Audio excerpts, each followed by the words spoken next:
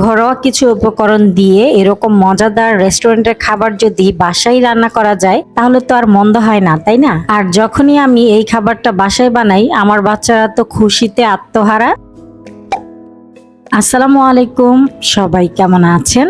আশা করছি সবাই খুব ভালো আছেন। আমি আলহামদুলিল্লাহ ভালো আছি। চলে আসলাম আরেকটি নতুন ব্লগ নিয়ে। আশা করছি সবাই একটা লাইক দিয়ে শুরু থেকে শেষ পর্যন্ত দেখবেন। শুক্রবারের পাশাপাশি এখন শনিবারটাও আমাদের জন্য বন্ধের দিন, কারণ আজকে স্কুল বন্ধ থাকে। তবে বাচ্চাদের যেহেতু পরীক্ষা চলছে অবশ্যই কোচিংটা তো খোলাই আছে। তো আমি চুলায় চা বসিয়ে আমার মর্নিং ড্রিঙ্কসটা খেয়ে নিয়েছি। আর আজকে একটু লেট করে ঘুম থেকে উঠেছি। বাচ্চারা বলছিল যে বাহিরের নাস্তা খাবে, তো বড় ছেলে নাস্তা আনতে গিয়েছিল, নাস্তা নিয়ে চলে এসেছে। ও মাঝে মাঝে বায়না ধরে বাহিরের নাস্তা খাওয়ার জন্য, তবে আমি আর ওদের বাবা বাহিরের নাস্তা বা বাহিরের খাবার প্রেফার করি না। তবে বড় ছেলে যেহেতু খেতে চেয়েছিল তাই নিয়ে এসেছি।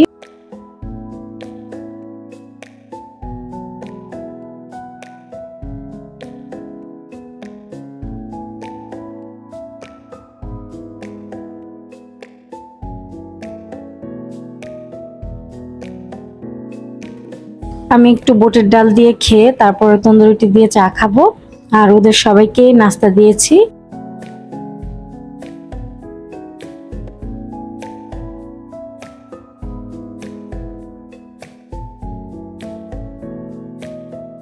খাওয়া দাওয়া তো শেষ হলো, এখন থালা বাসন ধুয়ে নিচ্ছি। থালা বাসন ধুতে ধুতে আপনাদের সাথে একটা খুশির সংবাদ শেয়ার করি। আমি প্রায় 1.5 বছর ধরে কাজ করছি। আলহামদুলিল্লাহ আজকে আমার 5,000 ফলোয়ার্স কমপ্লিট হয়েছে ফেসবুকে, আর ইনস্ট্রিম অ্যাডস এর সেটআপটাও পেয়েছি আজকে। তো এত খুশি লাগতেছিল মানে বলার মতো না। আমি প্রায় অনেক দিন কষ্ট করেছি, কষ্ট করে আজকে আমি ইনস্ট্রিম অ্যাডস এর সেটআপটা পেয়েছি। তবে ইউটিউবে কবে পাবো জানি না, কাজ করতে থাকি, ইনশাল্লাহ একদিন পেয়ে যাব। আর আপনারা যারা আমাকে এই পর্যন্ত সাপোর্ট করে আসছেন তাদের সবাইকে অসংখ্য ধন্যবাদ এবং অসংখ্য ভালোবাসা।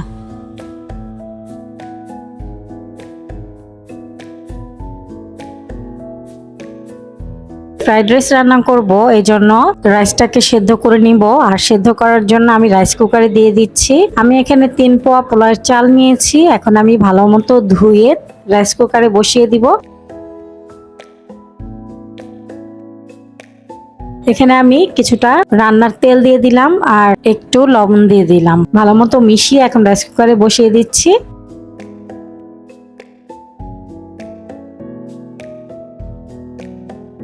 চিকেনটাকে ভালো মতো ধুয়ে আমি পানিতে চুবিয়ে এখানে সয়া সস আর একটু লবণ দিয়ে দিলাম। অনেক সময় চিকেন ভাজার সময় ব্লাড বের হয়, সেই ব্লাডটা বের হবে না আর চিকেনের ভেতরে জুসি থাকবে। এই চিকেনটাকে আমি এইভাবে 1 ঘন্টা রাখবো। ফ্রাইড রাইস রান্না করব। ফ্রাইড রাইসে আমি চিকেন দিব। এখানে মুরগির বুকের মাংস এরকম ছোট ছোট করে কেটে নিয়েছি। তারপর দিয়ে দিলাম আদা রসুন বাটা, গোলমরিচের গুঁড়া, পরিমাণ মতো লবণ, 1 টুকরা লেবুর রস,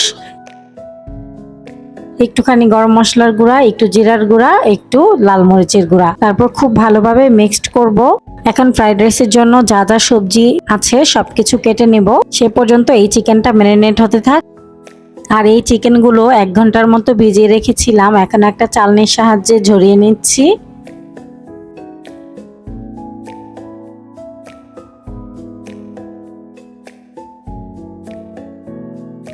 ফ্রাইড রাইসের জন্য সবগুলো সবজি কাটা হয়ে গেছে।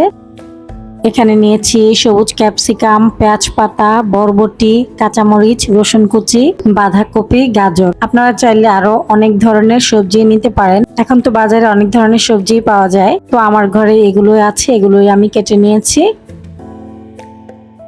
একটা হাঁড়ি বসিয়ে পর্যাপ্ত পরিমাণে সয়াবিন তেল দিয়ে দিলাম। তারপর এখানে রসুন কুচি দিয়ে দিলাম। রসুনটা হালকা ভাজার পর ম্যারিনেট করা চিকেন দিয়ে দিলাম। চিকেনটা ভাজা হয়ে গেছে, তারপর আমি এখানে গাজর কুচি দিয়ে দিলাম। গাজরটা যখন নরম হয়ে যাবে তখন এখানে বাঁধাকপি দিয়ে দিলাম। তারপর এক এক করে সবগুলো সবজি দিয়ে দিব, শুধু পেঁয়াজ পাতাটা পরে দিব।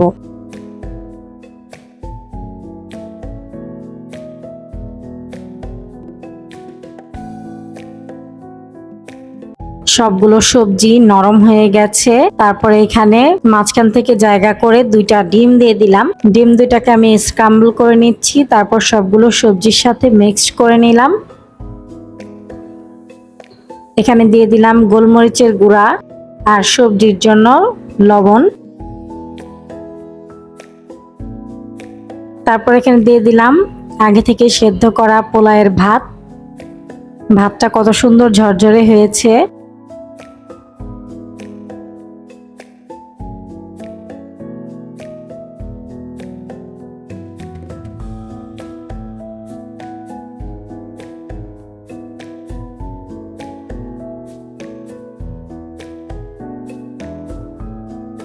এই পর্যায়ে আমি পেঁয়াজ পাতা দিয়ে দিচ্ছি।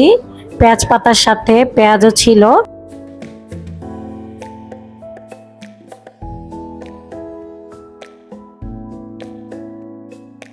আমার বাসায় তো বাটার নেই, এজন্য আমি ঘি দিয়ে দিলাম। আপনাদের কাছে বাটার থাকলে বাটার দিয়ে দিবেন। তারপরে আমি এখানে সয়া সস আর ফিশ সস দিয়ে দিলাম, তবে ঘি দিলেও খেতে ভালো লাগে। তারপরে খুব সুন্দরভাবে মিক্সড করে নিব। এই তো আমার খুবই মজাদার ফ্রাইড রাইস রান্নাটা হয়ে গেছে।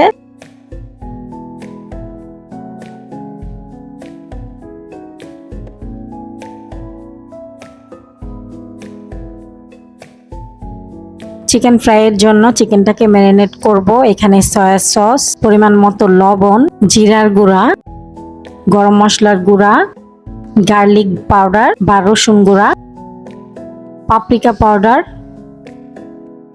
গোলমরিচের গুঁড়া দিয়ে আমি ভালো মতো মিক্সড করে নিচ্ছি চিকেনগুলোকে মশলার সাথে।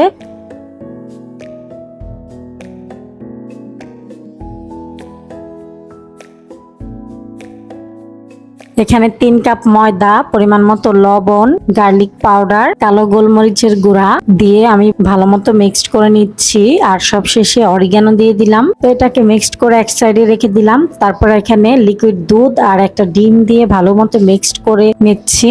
এখন বাকি কাজগুলো করে আসি আর নামাজ পড়ে আসি, তারপর ভাজবো। আর বাচ্চারা পড়তে গিয়েছে, পড়া থেকে আসলে ওদেরকে গরম গরম ভেজে দিব। নামাজ পড়ে আসলাম আর বাচ্চারাও চলে এসেছে। এখন চিকেন গুলোকে ভাজবো, ডাবল কোটিং করব। একবার ময়দার সাথে কোট করে তারপর সেই দুধের মিশ্রণে চুবিয়ে আবার ময়দার সাথে কোট করছি, মানে ডাবল কোটিং করছি।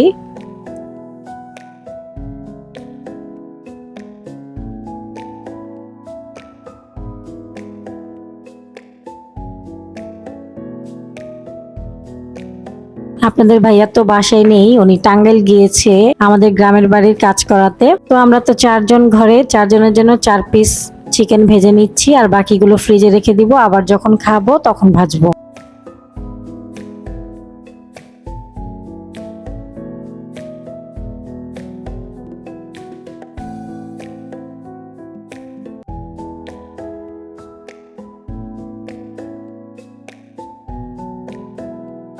চিকেনগুলো ভাজা হয়ে গেছে, এখন উঠিয়ে নিচ্ছি।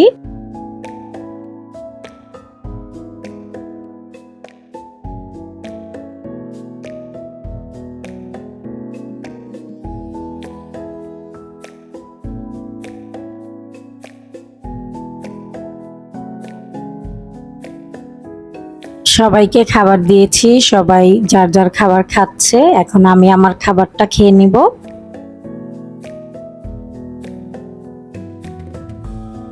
আলহামদুলিল্লাহ, খাবারটা অনেক ভালো হয়েছে।